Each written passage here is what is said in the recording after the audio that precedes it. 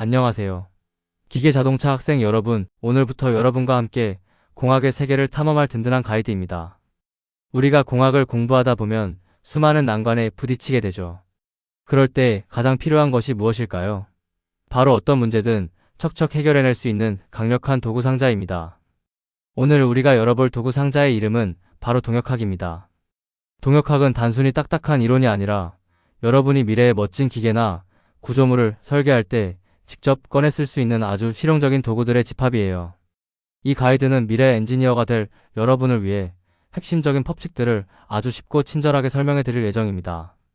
처음에는 조금 낯설고 어렵게 느껴질 수도 있지만 저와 함께 이 도구 상자 안에 무엇이 들어있는지 하나씩 살펴보다 보면 어느새 동역학의 매력에 푹 빠지게 될 거예요. 자, 준비되셨나요?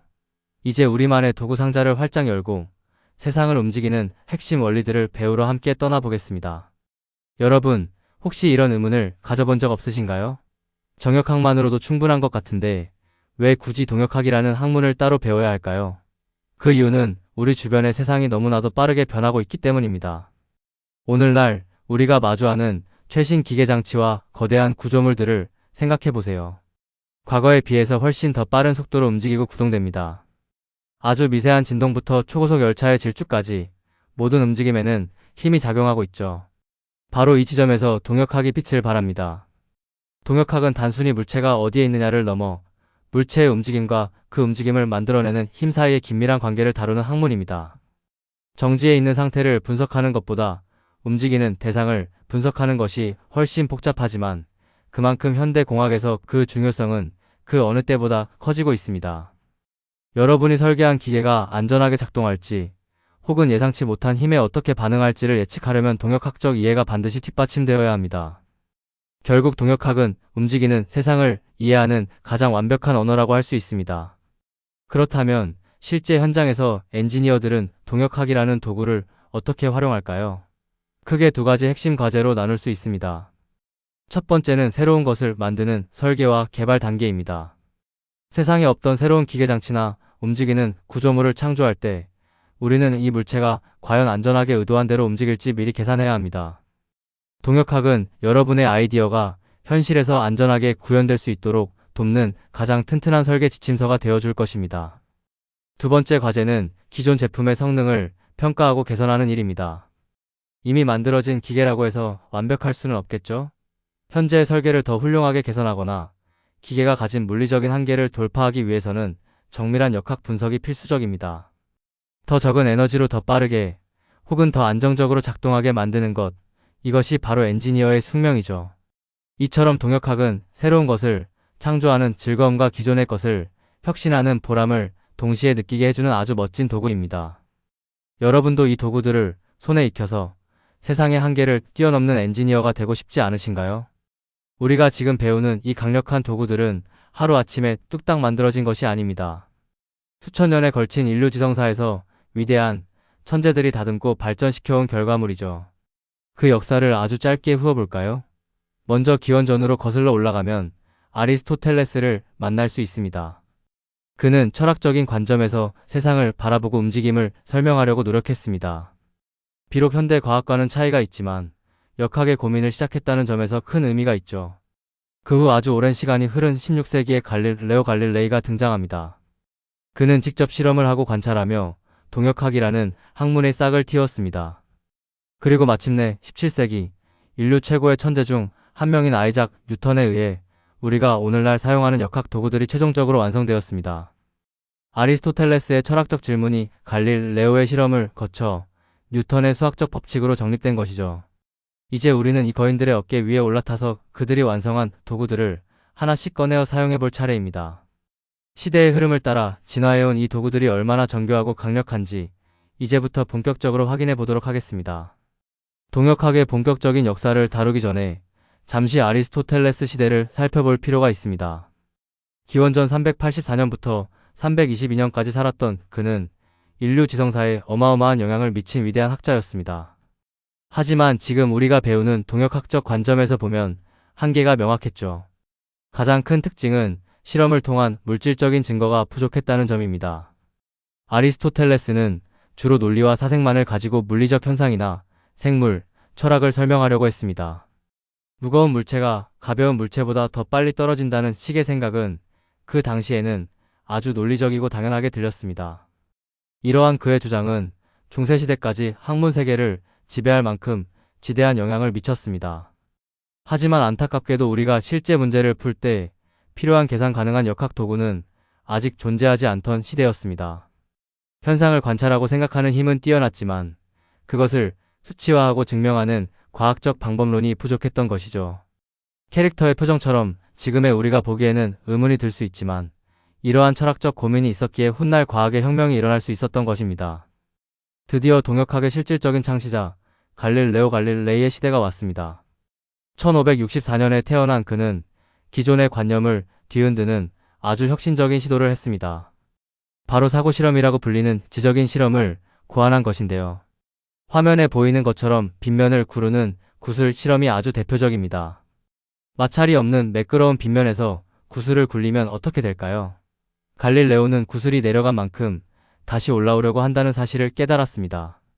그리고 만약 반대편 빗면의 각도를 점점 낮추어 평평하게 만든다면 구슬은 영원히 멈추지 않고 굴러가야 한다는 결론에 도달했죠.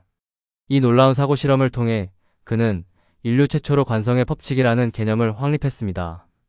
외부에서 방해하지 않으면 물체는 자신의 운동 상태를 계속 유지하려 한다는 이 발견은 아리스토텔레스의 논리를 무너뜨리고 동역학이라는 학문을 탄생시킨 결정적인 계기가 되었습니다. 직접 실험하고 그 결과를 논리적으로 추론하는 갈릴레오의 방식은 현대 과학의 표준이 되었죠. 이제 진정한 역학의 문이 활짝 열렸습니다. 갈릴레오가 초석을 다졌다면 그 위에 거대한 성을 쌓아 올린 인물은 바로 아이작 뉴턴입니다. 1643년부터 1727년까지 살았던 그는 갈릴레오의 관성 개념을 포함하여 운동의 3가지 법칙을 최종적으로 완성했습니다. 이 법칙들은 단순히 이론에 그치는 것이 아니라 현대 엔지니어링을 지탱하는 가장 핵심적인 도구들이 되었습니다. 우리가 지금 타고 다니는 자동차, 하늘을 나는 비행기, 그리고 우주로 쏘아 올리는 로켓까지 모두 뉴턴이 완성한 이 도구 상자 안의 법칙들을 바탕으로 만들어졌습니다. 뉴턴은 우주의 모든 움직임을 단 몇 줄의 수식으로 설명해냈고, 이는 인류가 자연을 정량적으로 계산할 수 있게 된 역사적인 순간이었습니다. 이제부터 우리는 뉴턴이 우리에게 물려준 보물 같은 도구들을 하나씩 직접 꺼내어 살펴보려 합니다. 각 법칙이 어떤 의미를 담고 있는지, 그리고 실제 엔지니어링 문제에서 어떻게 쓰이는지 하나씩 알아가다 보면 여러분도 뉴턴의 지혜를 빌려 세상을 설계할 수 있게 될 것입니다. 자, 그럼 첫 번째 도구부터 확인해 볼까요? 뉴턴의 도구 상자에서 꺼낸 첫 번째 도구는 바로 제1법칙, 관성의 법칙입니다. 관성이란 물체가 현재의 상태를 그대로 유지하려는 고집스러운 성질을 말합니다. 법칙의 내용을 풀어볼까요? 외부에서 힘이 작용하지 않는다면 정지에 있던 물체는 영원히 정지에 있으려 하고, 이미 운동하고 있던 물체는 처음의 속도와 방향을 그대로 유지하며 계속 나아가려 합니다. 버스를 타고 가다가 갑자기 멈출 때 몸이 앞으로 쏠리는 경험 다들 있으시죠? 버스는 멈췄지만 우리 몸은 원래 가던 속도대로 계속 가려고 하기 때문에 생기는 현상입니다. 이 법칙은 동역학 문제를 풀 때 아주 중요한 기준점이 됩니다. 물체의 알짜임이 0인 상태라면 상태의 변화가 없다는 것을 의미하니까요. 영어로는 이너셔라고 부르는데 이는 물체의 질량이 크면 클수록 더 강해집니다. 무거운 트럭이 승용차보다 멈추기 힘든 이유도 바로 이 관성이 크기 때문이죠. 변화를 싫어하고 현재를 유지하려는 자연의 기본적인 속성, 이것이 바로 우리가 명심해야 할 첫 번째 역학 도구입니다. 이제 뉴턴의 도구 상자에서 가장 강력하고 핵심적인 도구를 꺼낼 차례입니다. 바로 제2법칙, 힘과 가속도의 법칙입니다. 수식으로는 아주 간단하게 표시되는데요.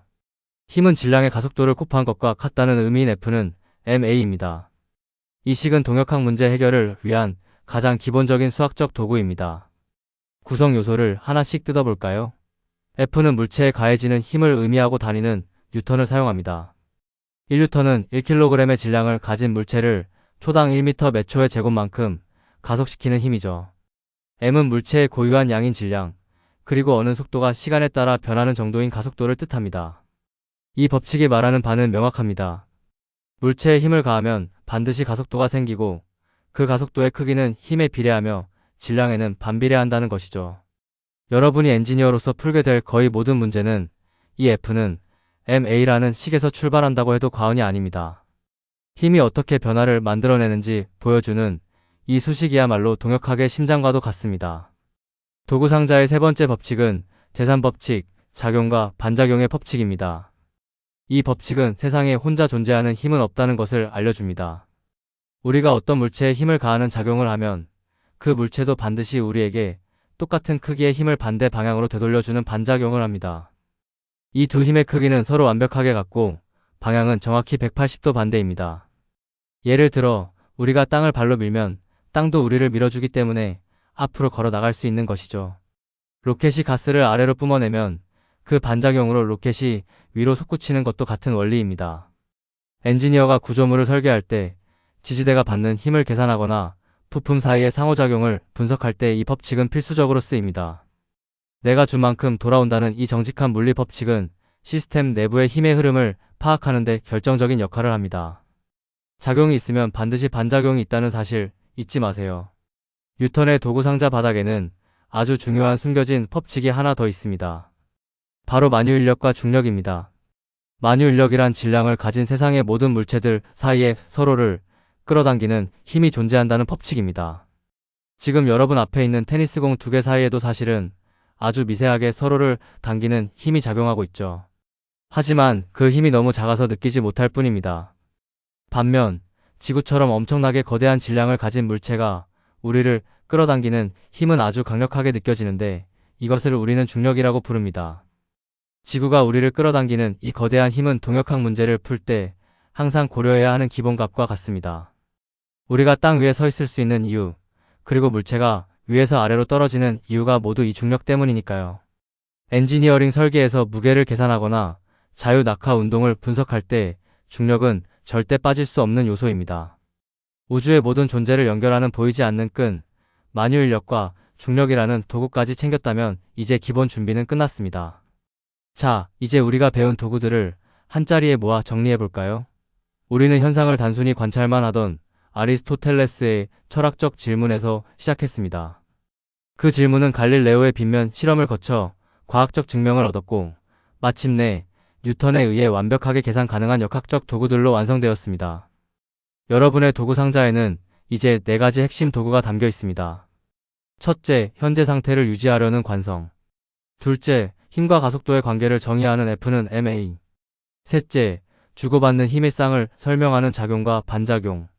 마지막으로 지구와 물체 사이의 거대한 끌림인 중력까지요. 이 도구들만 있다면 여러분은 이제 어떤 복잡한 움직임도 분석할 준비가 된 것입니다. 대학에서 배우는 동역학이 처음에는 복잡한 수식의 나열처럼 보이겠지만 본질은 결국 이 4가지 도구를 얼마나 상황에 맞게 잘 꺼내 쓰느냐에 달려 있습니다. 이 요약된 그림을 머릿속에 꼭 저장해 두세요. 여러분의 공학적 여정에 든든한 기초가 되어줄 것입니다. 동역학을 공부할 때 절대 잊지 말아야 할 첫 번째 강조점은 바로 가속도입니다. 여러분은 아마 이전에 정역학을 배우셨을 거예요. 정역학은 모든 힘이 평형을 이루어 가속도가 0인 상태, 즉 멈춰 있거나 등속 운동을 하는 상태를 다룹니다. 하지만 동역학의 진짜 핵심은 힘이 만들어내는 변화에 있습니다. 즉, 가속도가 0이 아니라는 사실이 동역학의 시작점이죠. 뉴턴의 제2법칙인 힘과 가속도의 법칙이 여러분이 풀게 될 모든 문제의 출발점이 되는 이유도 바로 여기에 있습니다. 물체가 빨라지거나 느려지고 혹은 방향을 바꾸는 모든 과정에는 가속도가 존재합니다. 수식에서 A가 0이 아니라는 것은 곧 시스템에 역동적인 변화가 일어나고 있다는 뜻입니다. 문제를 마주했을 때 이 물체의 가속도가 어떻게 변하고 있지? 라고 스스로 질문을 던져보세요. 그 변화를 추적하는 순간 복잡해 보이던 동역학 문제의 실타래가 술술 풀리기 시작할 것입니다. 변화를 만드는 주인공, 가속도에 항상 집중하세요. 마지막으로 꼭 당부드리고 싶은 말이 있습니다. 지금까지 우리가 살펴본 법칙들은 시험을 치기 위해 단순히 암기해야 할 공식이 아닙니다. 이 법칙들은 여러분이 미래에 더 빠르고, 더 안전하고, 더 혁신적인 기계와 구조물을 설계하기 위해 평생 손에 쥐고 사용하게 될 진짜 엔지니어의 도구입니다. 복잡한 수식 뒤에 숨겨진 물리적인 의미를 이해하려고 노력해보세요. 이 도구들이 여러분의 손에 익숙해질수록 여러분은 세상을 더 넓고 깊게 바라보는 눈을 갖게 될 것입니다. 여러분이 꿈꾸는 멋진 기계 자동차 엔지니어가 되기 위한 소중한 첫 발걸음을 떼신 것을 진심으로 축하드립니다. 오늘 배운 기초 도구들을 잘 간직한다면 앞으로 마주할 어떤 어려운 전공 과목도 충분히 정복해낼 수 있을 거예요. 여러분의 뜨거운 열정과 도전을 응원합니다. 이번 가이드는 여기서 마치겠습니다. 시청해주셔서 감사합니다.